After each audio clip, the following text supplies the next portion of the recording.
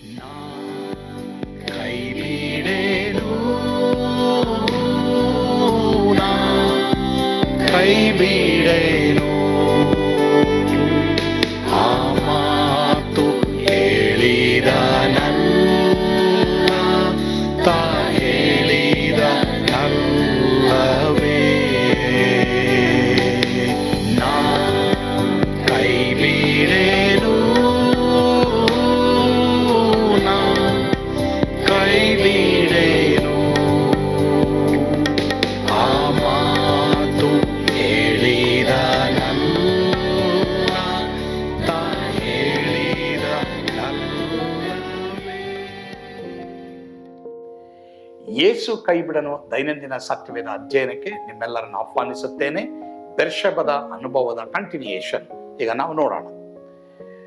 ಅಲ್ಲಿಂದ ನಿಶ್ಚಯವಾಗಿ ನಿನ್ನನ್ನು ಕರೆದುಕೊಂಡು ಬರ್ತೇನೆ, ಅಂದ್ರೆ ಐಗುಪ್ತ ದೇಶದಿಂದ ನಿಶ್ಚಯವಾಗಿ ನಿನ್ನನ್ನು ಕರೆದುಕೊಂಡು ಬರ್ತೇನೆ. ಈ ವಾಗ್ದಾನ ಯಾವ ರೀತಿ ನೆರವೇರ್ತದೆ? ಯಾಕೋಬನು ಸತ್ತ ಮೇಲೆ ಅವನು ತಿರುಗಿ ಐಗುಪ್ತ ದೇಶಕ್ಕೆ ಅವನನ್ನ ಕರೆದುಕೊಂಡು ಐಗುಪ್ತ ದೇಶದಿಂದ ಕರೆದುಕೊಂಡು ಬರಲಾಗುತ್ತೆ, ಇಲ್ಲಿ ಕಾನಾನ್ ದೇಶಕ್ಕೆ. ಮಾತ್ರವಲ್ಲದೆ ಸುಮಾರು 400 ವರ್ಷಗಳಾದ ಮೇಲೆ ಈ ಸಂತತಿಯವರು ಐಗುಪ್ತ ದೇಶದಿಂದ ವಾಪಸ್ಸು ಎಲ್ಲಿಗೆ ಕಾನಾನ್ ದೇಶಕ್ಕೆ ಬರ್ತಾರೆ. ದೇವರು ಕೆಲವು ವೇಳೆ ನಮಗೆ ಕೊಟ್ಟಂತ ವಾಗ್ದಾನಗಳನ್ನ ನಮ್ಮ ಜೀವಿತದ ಕಾಲದಲ್ಲಿ ಮಾಡದೇ ಇರಬಹುದು, ಆದ್ರೆ ಆ ಮಾತುಗಳನ್ನು ದೇವರು ವಾಗ್ದಾನ ಮಾಡಿದ್ದನ್ನ ಮಕ್ಕಳು ಮೊಮ್ಮಕ್ಕಳ ಕಾಲದಲ್ಲಿ ದೇವರು ನೆರವೇರಿಸ್ತಾರೆ. ದೇವರು ತನಗೆ ಮಾಡಿದ್ದನ್ನ ದೇವರು ವಾಗ್ದಾನ ಮಾಡಿದ್ದನ್ನ 200-300 ವರ್ಷ ಆಗಿರಬಹುದು, ಆದ್ರೆ ದೇವರು ನೆರವೇರಿಸ್ತಾರೆ. ದೇವರು ಅಬ್ರಹಾಮನಿಗೆ ಹೇಳಿರ್ತಾರೆ, ನಿನ್ನ ಸಂತತಿಯವರನ್ನ ನಾನು ಏನ್ ಮಾಡ್ತೀನಿ, ವಾಪಸ್ಸು ಐಗುಪ್ತ ದೇಶದಿಂದ ಕಾನಾನ್ ದೇಶಕ್ಕೆ ತರ್ತೀನಿ ಎಂಬುದಾಗಿ. ಆ ವಾಗ್ದಾನ ದೇವರೀಗ ಯೋಸೇಫನ ಮುಖಾಂತರವಾಗಿ, ಅಂದ್ರೆ ಮೋಶೆ ಇಲ್ಲಿ ಇಸ್ರಾಯೇಲರನ್ನ ಐಗುಪ್ತ ದೇಶನ ಬಿಡುಗಡೆ ಮಾಡಬೇಕಾದ್ರೆ ಇವರೆಲ್ಲರೂ ಬರ್ತಾರೆ. ಯಾಕೋಬನ ಎಲುಬುಗಳು, ಯೋಸೇಫನ ಎಲುಬುಗಳು, ಇವೆಲ್ಲ ಐಗುಪ್ತ ದೇಶದಿಂದ ಇಸ್ರಾಯೇಲ್ ದೇಶಕ್ಕೆ ಬರ್ತಂಬುದಾಗಿ ನಾವು ನೋಡ್ತೀವಿ. ದೇವರ ಉದ್ದೇಶಗಳು ವಾರದ ಕೊನೆಯಲ್ಲಿ ನೆರವೇರಿಬಿಡುತ್ತದೆ ಎಂಬುದಾಗಿ ನಾವು ಹೇಳೋದಕ್ಕೆ ಆಗೋದಿಲ್ಲ. ಕೆಲವು ವೇಳೆ ದೇವರು ತನ್ನ ಉದ್ದೇಶ ನೆರವೇರಿಸುವುದಕ್ಕೆ ಅನೇಕ ವರ್ಷಗಳನ್ನೇ ತೆಗೆದುಕೊಳ್ಬಹುದು, ನಮ್ಮ ಜೀವಿತ ಮುಗಿದ ಮೇಲೂ ತೆಗೆದುಕೊಳ್ಬಹುದು. ಯೋಸೇಫನ ಅವಸ್ಥಾನ ಕಾಲದಲ್ಲಿ ನಿನ್ನ ಕಣ್ಣಿನ ಮೇಲೆ ಕೈ ಇಡುವನು. ಇದರ ಕುರಿತು ನಾವು ನೋಡ್ಬೇಕಾದ್ರೆ ಕಡೆಯ ದಿನಗಳಲ್ಲಿ ಯೋಸೇಫನು ನಿನ್ನ ಪಕ್ಕದಲ್ಲಿ ಇರ್ತಾನೆ, ನಿನ್ನ ಪ್ರೀತಿಯ ಮಗನು ನಿನ್ನ ಜೊತೆನೇ ಇರ್ತಾನೆ. ನೀನು ಸತ್ತ ಮೇಲೆ ನಿನ್ನ ಕಣ್ಣುಗಳನ್ನು ಯೋಸೇಫನೇ ಮುಚ್ಚುತ್ತಾನೆ. ಯೋಸೇಫನು ಯಾಕೋಬನ ಪ್ರೀತಿಯ ಮಗನಾಗಿರ್ತಾನೆ, ಅವನೇ ನಿನ್ನ ಕಣ್ಣುಗಳನ್ನು ಮುಚ್ಚುತ್ತಾನೆ ಎಂಬುದಾಗಿ ನಾವು ನೋಡ್ತೀವಿ. ಹಾಗೇ ಆಗುತ್ತೆ ಮುಂದೆ. ಈಗ ಯೋಸೇಫ ಈ ಮಾತುಗಳನ್ನು ಕೇಳಿದ ಮೇಲೆ ಬೆರ್ಷೆಬದಿಂದ ಇವಾಗ ಈಜಿಪ್ಟಿಗೆ ಯಾಕೋಬನು ಈಜಿಪ್ಟಿಗೆ ಹೊರಡ್ತಾನೆ.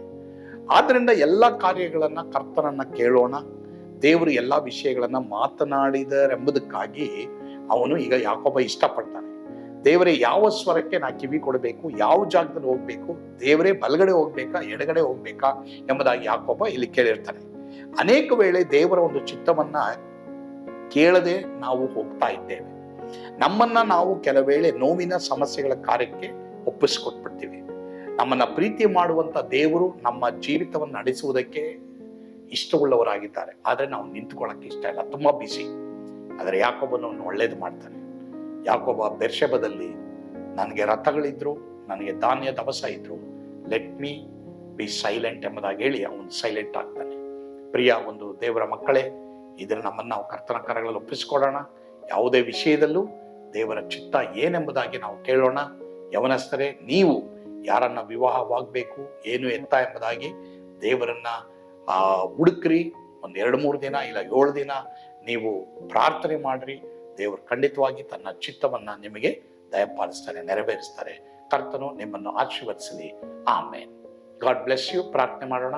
ನಮ್ಮನ್ನು ಬಹಳವಾಗಿ ಪ್ರೀತಿ ಮಾಡುವಂತ ನಮ್ಮ ಸ್ವರ್ಗೀಯ ತಂದೆ ಆದೇವ್ರೆ, ಇಗೋ ಸ್ವಾಮಿ, ನಿಮ್ಮ ಕರಗಳು ಒಪ್ಪಿಸಿಕೊಡ್ತೇವೆ. ಅನೇಕ ವೇಳೆ ನಿನ್ನ ಚಿತ್ತವನ್ನ ತಿಳ್ಕೊಳ್ಳದೆ ನಾವು ಮುಂದೆ ಹೋಗಿದ್ದೇವೆ, ನಮ್ಮನ್ನು ಕ್ಷಮಿಸು ದೇವರೇ. ಯಾಕೋಬನ ಹಾಗೆ ಬೆರ್ಷೆಬದಲ್ಲಿ ನಾವು ನಿಂತುಕೊಳ್ಳುವಾಗ ನಮ್ಮೆಲ್ಲರ ಕೃಪೆ ಕೊಡು. ಯೇಸುವಿನ ಹೆಸರಿನಲ್ಲಿ ಪ್ರಾರ್ಥಿಸ್ತೇವೆ ಸ್ವಾಮಿ. ಆಮೇನ್. ಕರ್ತನು ತಾನೇ ನಿಮ್ಮೆಲ್ಲರನ್ನ ಆಶೀರ್ವಾದ ಮಾಡಲಿ. ಸ್ವರ್ಗದ ಆನಂದ ನಿಮ್ಮೆಲ್ಲರನ್ನು ತುಂಬಿ ತುಳುಕಲಿ. ಆಮೇನ್. God bless you.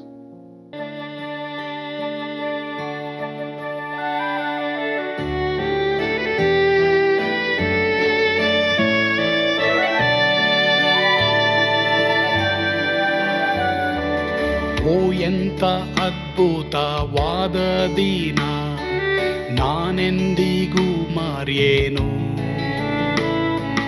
ಪಾಪಂಧಕಾರದೊಳ್ ಅಲೆದೇನ ರಕ್ಷಕನ ಕಂಡೇನು.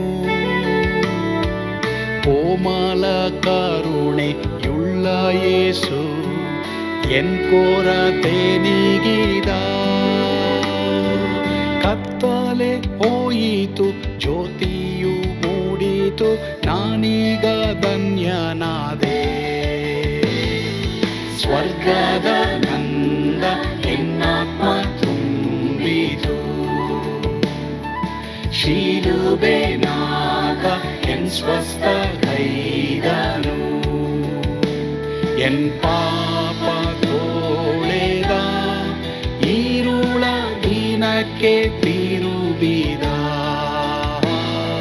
ಸ್ವರ್ಗದ ನಂದ ಎನ್ನಾತ್ಮ ತುಂಬಿತು.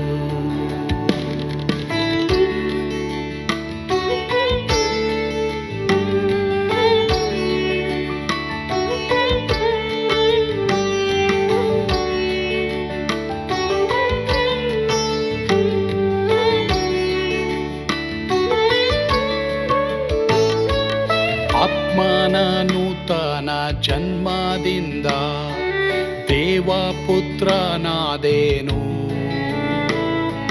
ನೀತಿ ನಿರ್ಣಯವ ಹೊಂದಿದೇನು, ಭಾಗ್ಯವಂತನಾದೇನು. ಪಾಪಾತ್ಮನಾಗಿ ನಾ ಬಂದಾಗಲೇ ಆಶೀರ್ವಾದ ಸಿಕ್ಕಿತು. ಕೃಪೆಯ ಮೂಲವೇ ರಕ್ಷಣೆ ಹೊಂದಿದೆ, ಸುನಾಮ ಕೊಂಡಾಡುವೆ. ಸ್ವರ್ಗದ ನಂದ ಎನ್ನಾತ್ಮ ತುಂಬಿತು. ಶಿಲುಬೆನಾಥ ಎನ್ ಸ್ವಸ್ಥ ಕೈದನು.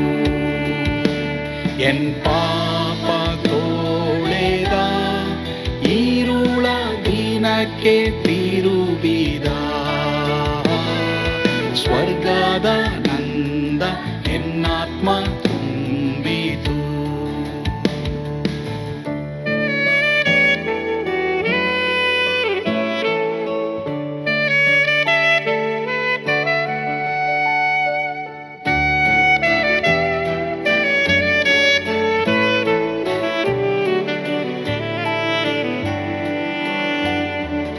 ಅನಂತ ನಿರೀಕ್ಷೆ ಏನಾಗಿದೆ, ಕಾಲವು ತೀರಲಾಗಿ. ಸ್ವರ್ಗದ ಭವ್ಯ ಬಿಡಾರದಲ್ಲಿ ನಿತ್ಯವಾಗಿ ಇರುವೆ. ಶಿಲುಬೆ ನನಗೆ ಆಶ್ರಯವೇ, ನಂಬಿಕೆಗಾಧಾರವೇ. ನಿತ್ಯ ಐಶ್ವರ್ಯವ ದಿವ್ಯಾಶೀರ್ವಾದವ ಕರ್ತ ಇವನೇ ನಗೆ. ಸ್ವರ್ಗದ ನಂದ ಎನ್ನಾತ್ಮ ತುಂಬಿತು. ಶಿಲುಬೆನಾಥ ಎನ್ ಸ್ವಸ್ಥ ಕೈದನು.